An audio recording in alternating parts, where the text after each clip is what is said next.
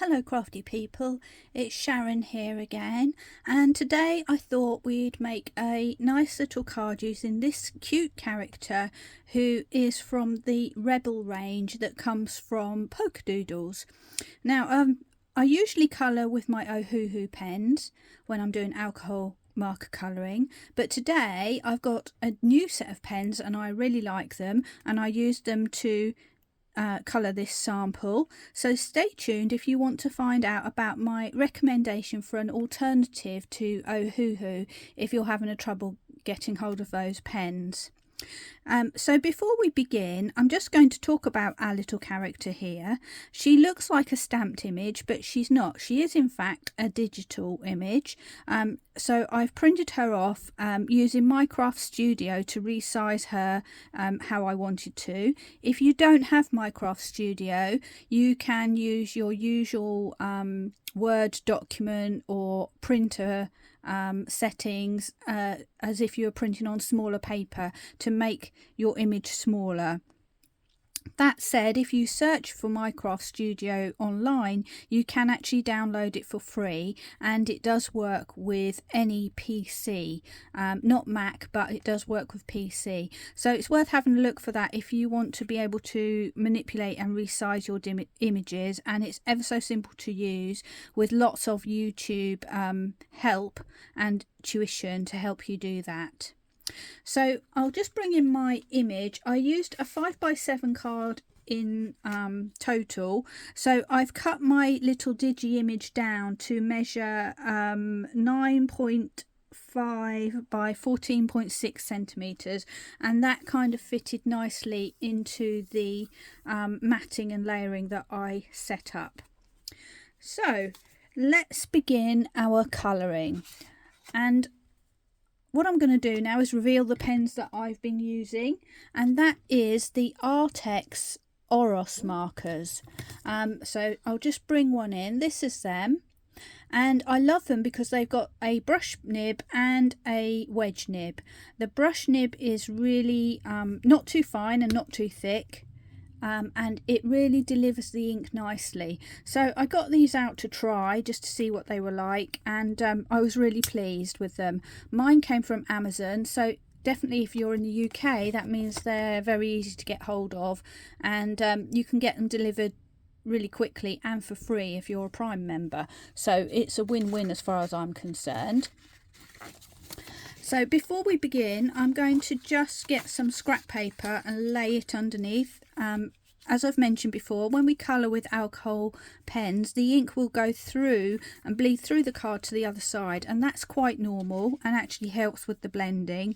But what you don't want is for it to bounce or either mark your table or whatever you've got, or to come back through from a non-absorbent surface. So the idea of the paper is that it absorbs any excess ink, as you can see here with other things that I've done, and stops it coming back through the paper where you don't want it.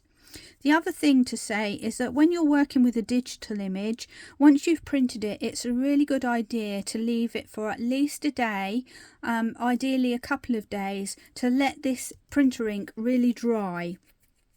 That way it will save you having smudging. So I actually printed mine a few days ago. Quite often I'll just go through, look at images and think, oh yeah, I like that one, and then I'll print a bunch of them onto my card ready to use and just leave them sitting for a few days so that the ink will dry thoroughly. And so let's get going, and I'm going to just bring the camera a little bit closer so you can get a really good look at the colouring. There we are. Now I'm going to start with something simple, which is these cactuses or cacti on the side here. And I actually bought, I should mention, the Oros Marker 90 pack, which has got a really nice variety of colours in it. If I'm honest, I'd say it's a little bit short on the greens, but you know, enough to get going with. And other than that, lots of beautiful colours, and I've used that pack alone for all of this, even though I've got quite a few different colours in here. So the first pen that I'm using from that pack is number 175, which is sort of a sagey green, and I'm just going to very simply lay down a flat amount of colour, and hopefully you can see that this is going really nicely onto the card. It's a smooth white cardstock, so you can use whichever smooth card you've got. And I'm going into where these little sprouty bits are as well. And that's our first layer done.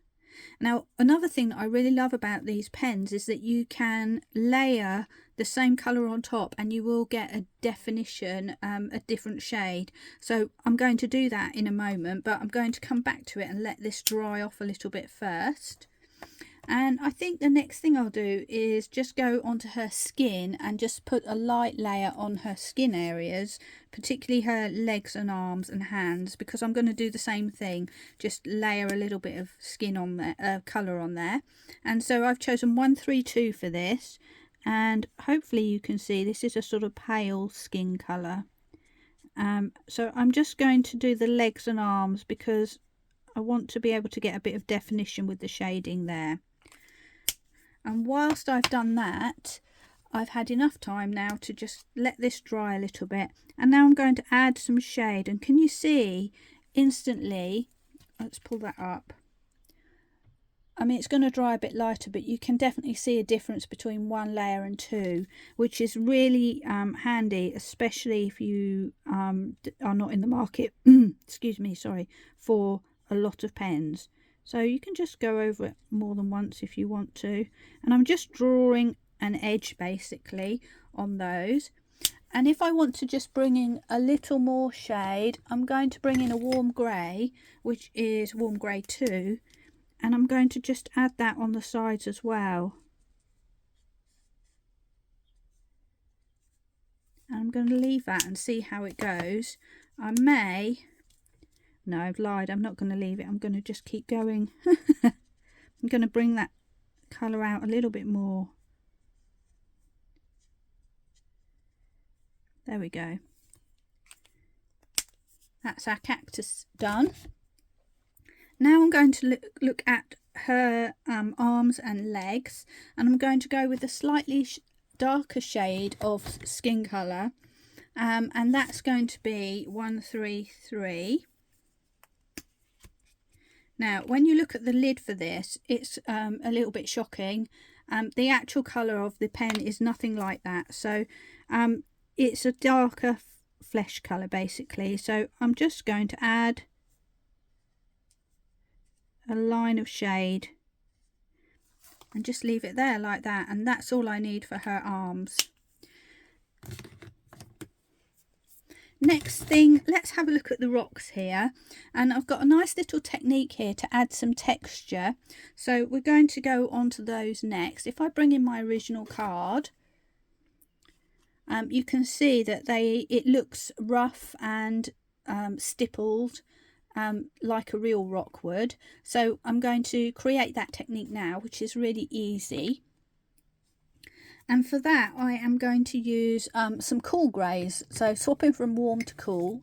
And the first one is CG2, which is one of my go-to favourites of whatever kind of pen I'm using. There's always a CG2 in there and I'm always using it, so it's a really good one to have. And again, I'm just going to lay down a bunch of colour all over. I'm not worried if it's perfectly smooth or not, because I kind of want it to be textured and lumpy, so you know, that's all good.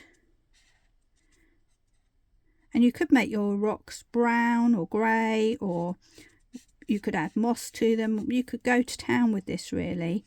But it's worth mentioning that I've been using quite pale colours here, and you'll notice that the ink from my printing hasn't run, so it is well worth having a little bit of planning ahead and printing them up before you need to use them.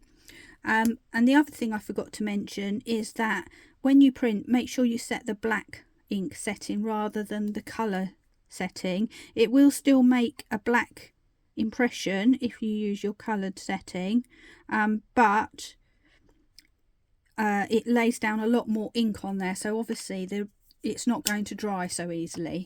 So that's worth just changing your setting when you're printing digis. Now I'm going to go with a darker shade of grey, which is CG4, and I'm going to add some scribbly bits of shade. I'm not doing a straight line, and I'm just kind of wiggling and squiggling around.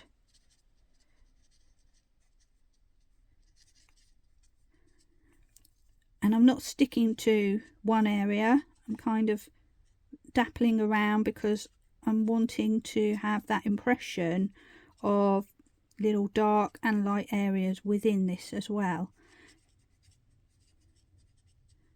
So if you can scribble, you can do that nice and easy.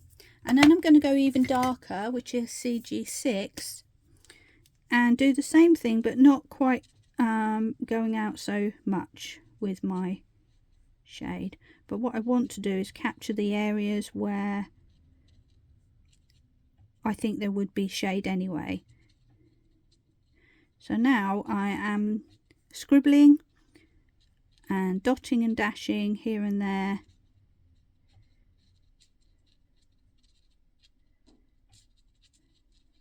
adding that depth and texture, but more where I think there would actually be shade. So this is a very easy technique to do.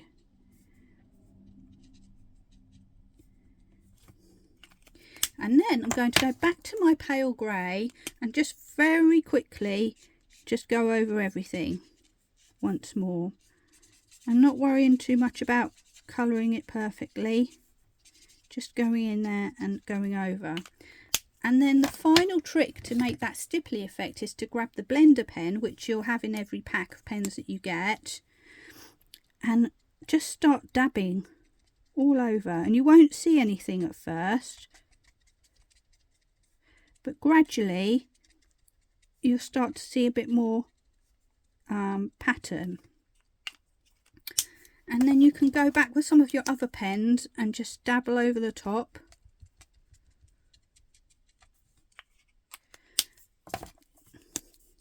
And just mix it up and just go to town with it. Just make sure you leave a little white area in the lightest areas. And before you know it, there we have a very textured looking piece of rock, as if it's granite or something that's been weathered. And then before we move on from that area, I'm just going to pick up my original green, which is 175, and I'm just going to ground this rock by just doing some scribbly areas all along the bottom, just to put that rock on the ground. And I'm slightly going over the bottom of the rock just to make sure there's no gaps, and the rock starts to then blend into that ground that I've just created. Now I am feeling as if my cactus is not really getting too much shade showing, so I've picked up another colour which I am going to use later, 169, called Putty, and I thought I'll give that a go, which is more of a browny colour, and I think that's adding a little bit more something texture there. So things are moving on quite fast. Let's now move on to this little bird here who I've coloured in yellow, and he's ever so simple to do. So I'm just going to pick two yellows, a pale yellow and a darker yellow, and the lighter yellow is number 45. Once again, I'm just going to give him a lovely little colour all over. These little tail feathers as well. There we go, that's him done. And then I'm going to the darker colour, which is 35. And I'm just going to add some low light just around the back here by doing a sort of curved line just inside the edge of my bird's outline, maybe a little bit down here, and one or two little flicks on his tail, and that is it really for his body. I'm not going to try and blend it. I kind of want that contrast, but it will soften a bit as it dries. But I do want to give him a little bit of a rosy cheek. So I've picked 139 from my bunch of things. I'm just going to dot like that, very lightly, to give him a little bit of a blush. And finally, I just want something to colour his beak in. So I'm going with 132, which is the closest thing I could find to an orange. That was the other thing that was missing from this pack, really, was some oranges. But it is kind of an orangey colour, this one, number 32. So it works well for his beak. And that's him done. Now we have got a little area here with where he's given her a little flower, or I coloured one green as if it was a clover, but this one I think I'm going to do pink, so I'm just going to do that now before I forget. So I'm just going, just pick any colour, the light or the dark, it doesn't really matter, and just give that a little bit of colour, and then that's become a flower. There we go. Right, what should we do next? I think probably we should now face the fear and tackle the face. So the face, we're going to come back to our palest skin colour, which is 132. And we're going to just, oops, got the wrong end. We're going to just give that face and her eyelids a little coat of that colour. So that's her eyelids. Just be careful not to go into her eyes if you can help it. And this is where letting your digi-stamp dry for a few days really becomes important, because these pale colours will pick up the black and smudge them if you don't do that. So you can see here, this is a really pale colour, but the ink lines have held true, so it's really worthwhile having that little bit of patience, although it's really hard when inspiration strikes and you want to get colouring and you think, oh, I've got to wait another day. Maybe get your stamps out on that occasion. Right, so now I'm moving up a colour, or down a colour. I've got my 133, which is what I use for my low lights on her arms, and I'm going to just bring in a little bit of that on each side of her eyelid, and then I'm trying to think about where the shadow would be on her face, and I think it would be under her bow and hair, that area there between, really kind of outlining that whole area, and the light's kind of coming from this way, so the shadow is going to go mostly over this side and then narrow down, but her glasses will also cast a shadow. And then I'm going to go a shade darker again to really get some definition there. And this one is 142. And I'm just going in and sort of doing the same thing, but making it a smaller area. And if you need to, you can twist around.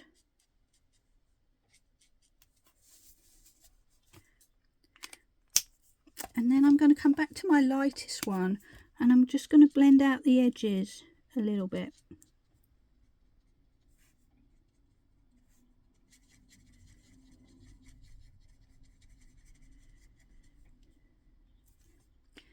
And I might come back and do another layer of that in a moment, just to deepen that shadow.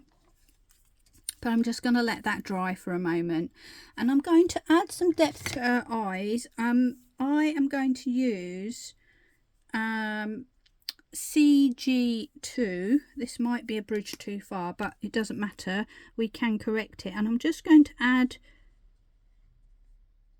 a little outline to her eyes. Nowhere in particular, just to give them a little bit of dimension rather than being a flat white.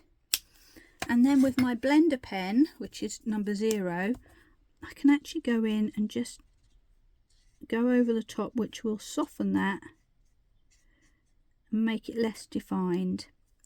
And I'm going to do the same on the book here, just add my blender pen, which will just diffuse that colour a little bit, but still leave it there so you can see it, but it's not like a definite line.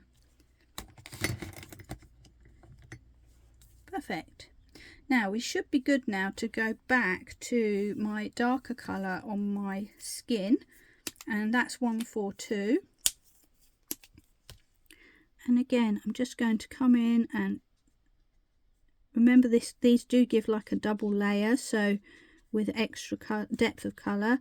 So I'm just going to go in and define a little bit more. Maybe need a little bit there as well.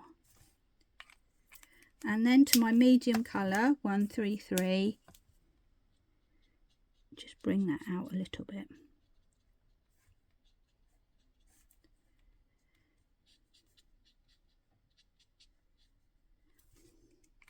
If you want, you can use your pale colour 132 just to soften out those edges a little bit more. So there's not that much definition on the face. You could go darker if you wanted to, but what we do want is to give her a little bit of a healthy look with a bit of a blush. So the same as with the cheeks on my bird, I'm going back to 139, and there's some little dots where her cheeks are. I'm just going to dot my ink around that area, and that will gradually fade back into the original colours, just giving a little bit of blush for her, which is a nice little touch. So this is coming along quite quickly. Which bit shall we do next? I think we might tackle the hair next, because that's another nemesis. I have to admit, I am not that good at hair. I struggle with it. But I came up with a little trick here after I coloured my sample before and thought, oh, that hair looks awful. I did come up with something that sort of redeems it a little bit. So follow through with me and you'll see what I did to make it look better. So first of all, I'm going to pick a brown. I've got 169, which was a sort of palish putty brown, and I'm going to colour all of the hair with that. You have to sort of look around a bit because there's lots of hair. There's these little bits at the back.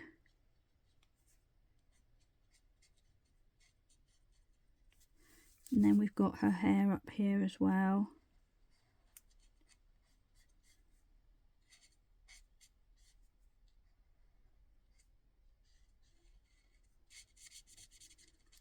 And just give that a coating all over. And ideally you want that to dry a little bit before you carry on. So I'm just going to give that a waft, which probably make your eyes go funny. Sorry about that. And then we are going to go for a darker brown, which is 100, and I'm going to start to add some shade, just flicking and trying to make sure that I leave a little bit of the pale colour in the middle, or the lightest areas. And as you can see, this isn't looking particularly great.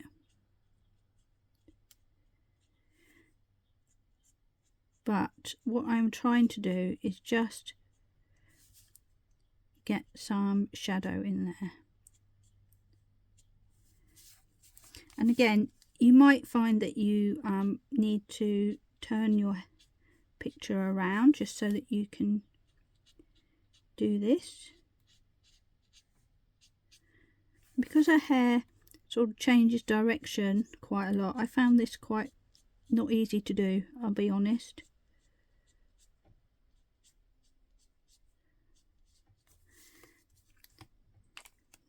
But I kept going anyway. So we're now going to go even darker, and I have got colour number 96. Keep opening the wrong side today for some reason. And doing the same thing, adding some flicks but not going quite so far, and which is quite hard in these little tiny areas, but you know, you just do the best you can.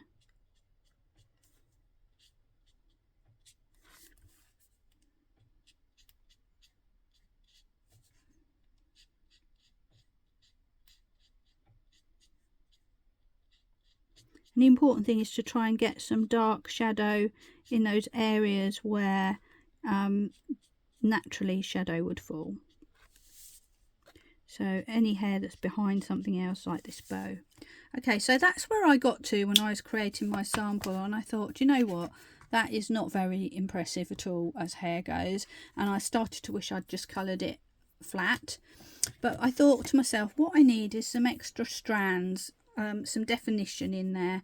So what I did was pull out one of my fine liner pens. This is a uni pen one in brown. If you've got any fine liner pens, or you could even do it with a watercolour pen or something like that, anything with a fine tip, just to go over the top. And all I did was start to add my flicks again.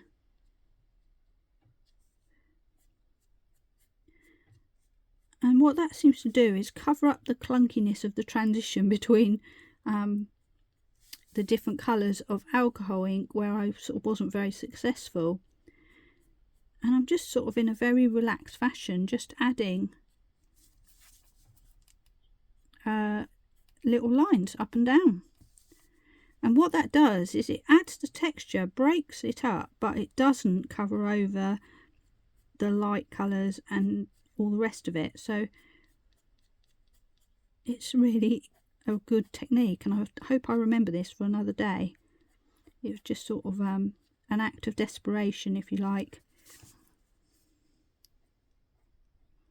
What you can do is just go a bit harder on the edges there if you want to, just to really bring in some depth.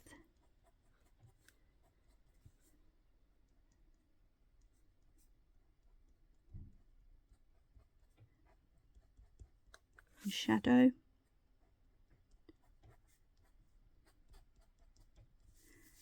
And there we have our completed hair, which looks much more textured, and the changes of colour where I've done my thick flicks in a not very light manner have disappeared, and you're just looking at a bunch of hair with lots of detail in it. So that's a really good trick. If, like me, you struggle with hair, that seemed to work really well for me. And if you don't have a brown fine liner pen, you could do it with a black one as well, just to add the texture in black. It would work equally well, I think. So now we will go on to, what should we go on to? Let's do her bow. So the bow is in shades of yellow, so I'm going back to the colours for my chick, but I am going to bring in something a little bit darker as well, just to add some more definition once again. But just as we've done for everything else, I'm going to start off by just giving everything a nice coat of this pale yellow. And what I'm doing is I'm swiping in from the sides and just trying to leave a small amount of plain white, so that we kind of almost get a silken shine to this bow. And I might cover that up along the way, but I'll leave it there to start with and see how we go. So again, just flicking from one side to the other, turning my paper if I need to. And what I've done is created a base colour with sort of a shine in the middle. Now going on to number 35, which was the darker colour that I used for my little chick. I'm going to darken the shadow areas first of all, which is where the bow folds, and then do the same thing, flick in from the edges and the middle, and that gives that lovely sort of folded thing that you kind of get with a bow.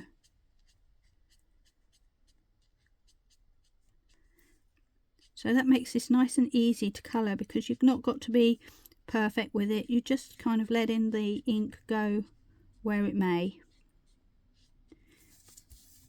Okay, so we've got some nice colour going on there, but we just need a little bit more depth, I think.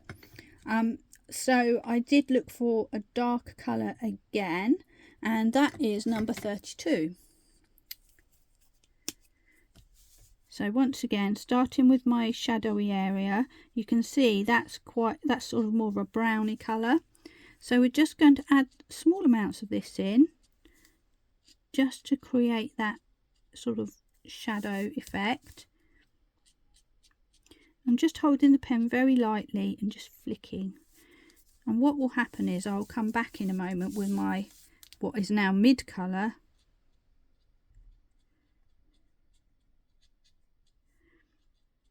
and blend that out a little bit.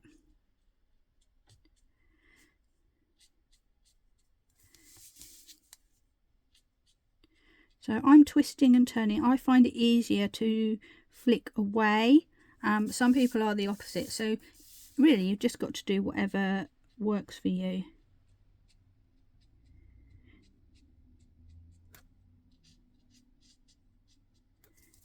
There we go. Where these lines are in the middle that sort of suggest a fold, you can actually go out further. Then we'll go to the mid colour and just flick out from the light colour, dark colour, sorry.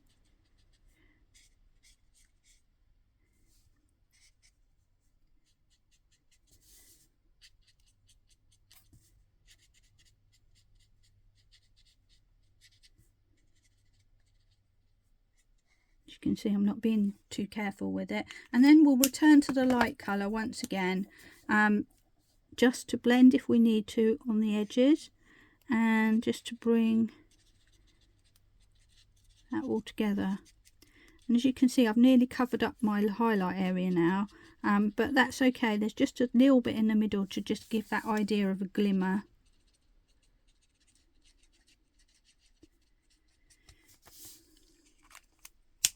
And if you feel like any of these edges are too harsh, you can go back again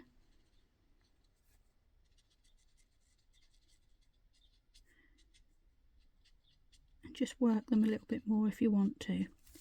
But I'm going to leave that now. And I think that all that leaves in terms of colouring is her dress and her shoes. And I've done this very simply with 2 shades of pink. So I picked number 89 and number 198. So let's start with her boots.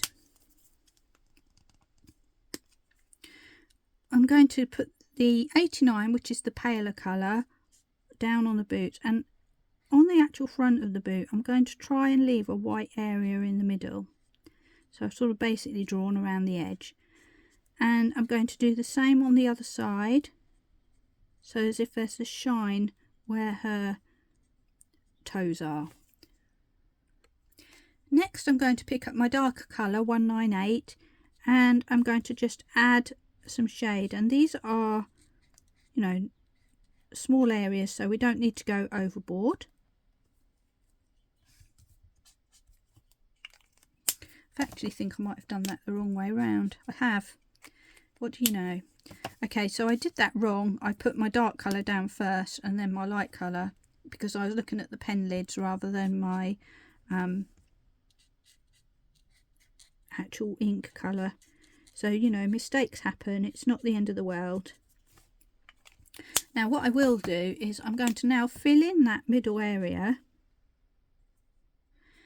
and I'm going to come back with the trusty blender pen, and I'm determined to keep opening the wrong side today. I'm just going to dab in the middle where that highlight area was, and just leave that to work its magic. Now I'm going to go back now to my dress, and just remind myself which is the paler colour, which is 89, no it's not, it's 198, I think.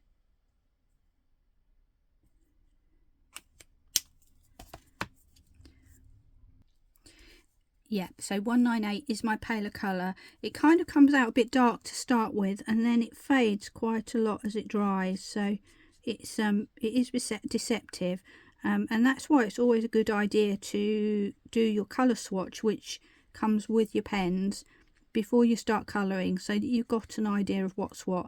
And I did do that and that's how I picked the colours for this character. But I haven't got my swatch chart out at the moment, so I made a little mistake, but we can come back to that in a minute. So I've put my layer of light colour down. Now I'm going to go with my dark and think about where the shadow would be. And again, this is quite a small area, so you can keep it nice and simple. And remembering the light is coming from the right hand side, so anything on her back would be dark, anything inside her dress would be dark. And then we're just going to do some flicks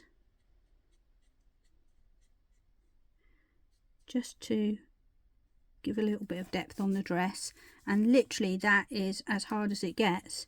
Now I'm going to come back to my pink boots, and now I'm going to add another layer of that darker colour just to see if we can give them a bit more texture and shade. There we go. So it wasn't the end of the world after all. And that's the colouring complete.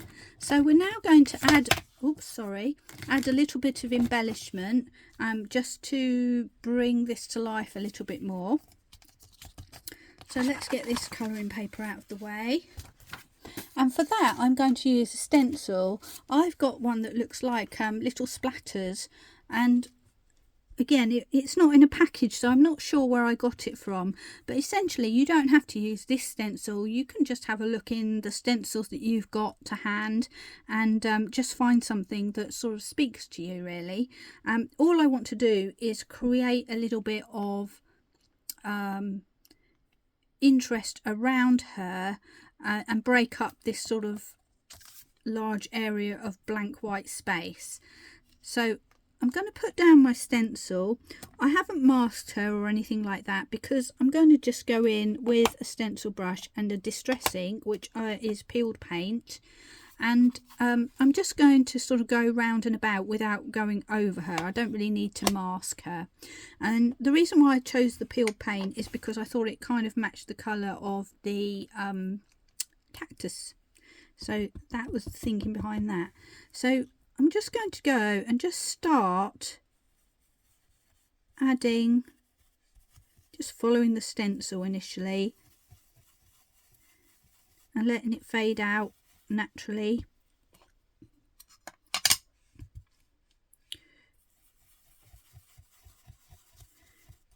Just following that stencil around all the way down to the bottom. And I just moved my stencil there, but that really doesn't matter because this is a very random kind of pattern. And if I pick that off, we can see that we've now got some nice shape and patterns, but I might want to just add some extra bits here and there just to, so I don't leave any areas sort of empty. So I quite like to add some darker stencil around here, darker ink, sorry. There we go. And I'm going to add extra bit of splatter up here. And maybe some of these little dark, tiny ones in the middle here. So you can use your stencil and move it around and make it work for you. There we are. And a few of those over there perhaps. And then we've got some nice interest. I think there's a little area there that could do with a little bit of something. So I'm going to just grab my stencil and put those in. And as you can see, we've gradually filled that in with a nice random looking pattern. Maybe a few more up here. And you can sort of do as much or as little as you like with that. Perfect. So that's all done. So I'm just going to take a moment to clean up, and then we'll move on to our next stage. So I still feel like this area here is a little bit lost. So I'm going to do my usual trick of adding a doodle frame, and I'm going to use the black this time. You could go with black or brown that you've used on the hair if you want to. I just felt like I wanted black to match the sketchy outlines of the image, and the one I've got today is a 0.3. So again, back to the usual technique, I'm just going to relax and draw a wobbly line around all 4 edges of my card, just holding the pen lightly and letting it move wherever it wants to go. We're not trying to actually make a straight line here. We want something that's a little bit quirky, I guess you'd say. So that's what you get when you do this. And then I'm going to go back and start wiggling and wobbling, trying to go the opposite way to my first line, just to make that a double border. You might need to wiggle a little bit more when you're doing the second line, just to make sure that you are kind of getting that sort of weaving in and out effect. There we go. So suddenly that's framed her and brings your eye into the middle of the picture. I've got a nice space up here which I can add a sentiment, and for that I am using actually Polkadoodles stamps, which is this one called Awesome Friends Sentiments. There we are. That's it down there. Now when I got this out I thought, oh, there's some lovely ones on here. I used You're a Great Friend on my previous card. I'm going to use Oh Happy Day on this one. But when I got the stamps out I had forgotten that it's actually one solid stamp with all these all stuck together. So I admit I did go in and I cut the stamps out that I wanted, and that's perfectly okay to do that. I just got a sharp pair of scissors and cut through, and that means I can stamp them directly onto the card where I want them without worrying about picking up ink from other stamps that were around it. So I'm going to just grab my stamping platform and put my card in there, and I'm just going to zoom away a little bit so that I can actually get my stamping platform open. Right, so I'm placing my piece of card on and holding with my magnets, but I'm going to do this not straight but more of a jaunty angle, so it's not too critical, and I'm just going to put it in the top right hand corner there, just so that kind of we've got like a flow from the bird up to here. It's almost like a triangle shape or diagonal, and I thought that looked quite nice. It's quite a fine font on this polymer stamp, so I'm coming back to my VersaFine Nocturne to stamp the actual stamp, which is quite sticky as you can see. So let's just move that back, and that's why it's handy that it's a jaunty angle, because this is the first stamp with this particular piece of polymer, so it is quite sticky. But luckily I don't need it to be dead straight, so if my card moved a bit it's not a problem. But I've tried to avoid that by actually buttoning it straight up against the top of my stamping platform so that I can sort of put it back in place where it was originally. And then I'm just going to press that gently, not too hard, because we don't want to squash the polymer and make that fine outline all smudgy. And there we have our stamp.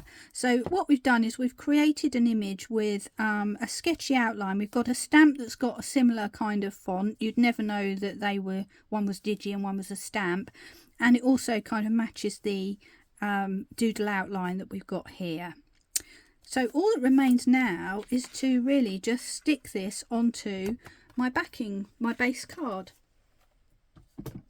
And for that I have got a card that I've made earlier, so we'll just talk through quickly what we've done with that. So here's my basic card, which is a 5x7 inch card. I've got some sage green base cardstock, which I've created a border to match the card, and that again is to pick up on the greens that we see here and here. And this paper here, which is to kind of coordinate with the pink of her dress, is actually from a digital paper from knitwits.com. So if you look on there you can find lots of lovely papers that come in packs at a very reasonable price, but also Polkadoodles themselves have lots of lovely papers. It's just that I happen to have this one already printed out, so I thought I might as well use it. And that just leaves me now to put my final mat on to my card. So I've made this one a little bit different in that I've made thinner borders to the side of my green area and wider borders to the top and bottom. So that just adds a little bit of differentiation. And as long as you keep the two side borders the same and the two top borders the same, you can sort of get away with that, and it adds a little bit of difference to your card. So let's have a look at this and just put that in place. There we are. And as you can see, the side borders are both narrow and the top and bottom borders are wider, and you can get away with that as long as the opposites are the same. So you wouldn't want a wider one here and a wider one there and two narrow ones on this side. That might look a bit odd, but you can do this and it looks quite nice actually. It just makes it look a little bit different. So there's the final card. All that remains now is just me to bring in some background paper so we can complete the final shot, and then we're done. So there we are, one digital image completed and coloured in very easily using simple techniques without too much worry about blending, etc., and just combining with some coordinating papers and a few little tricks just to bring a little bit extra. So I hope this will encourage you to have a look at digital stamps and perhaps have a go with them. They are really fun to use and very adaptable because you can change the sizes on them. Don't forget to check out My Craft Studio if you haven't already, and I'm sure you'll find lots of fun there with messing about with your images and making them all however you want them to be. But that's it for me for now. Thank you for joining me today and for sticking with me all through this video. I hope you'll come back and join me again. Please recommend me to your friends. Feel free to share this video with your crafty friends because it's all about sharing the love and learning new techniques. So that's me done for today. Bye for now.